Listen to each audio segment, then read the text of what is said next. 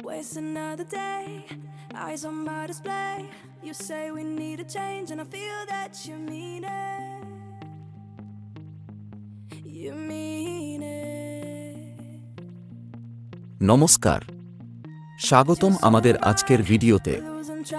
আজ আমরা কলকাতার নিউ টাউন ইকো পার্কের সোলার ডমে গিয়ে সৌর এবং বায়ু বিদ্যুৎ উৎপাদনের বিস্ময়কর জগতে ঘুরে আসব।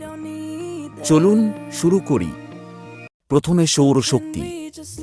এই প্রদর্শনীতে দেখা যাচ্ছে 1 ঘন্টা সূর্যালোকের শক্তি পৃথিবীর 1 বছরের সমস্ত শক্তি চাহিদা পূরণ করতে পারে।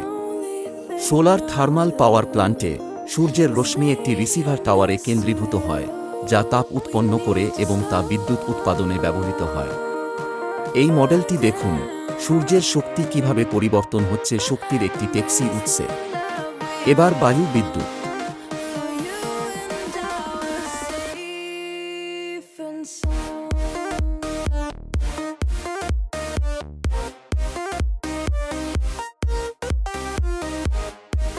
এখানে আমরা উন্মুক্ত এবং সমুদ্রের নিচে বায়ু টারবাইন দেখতে পাচ্ছি।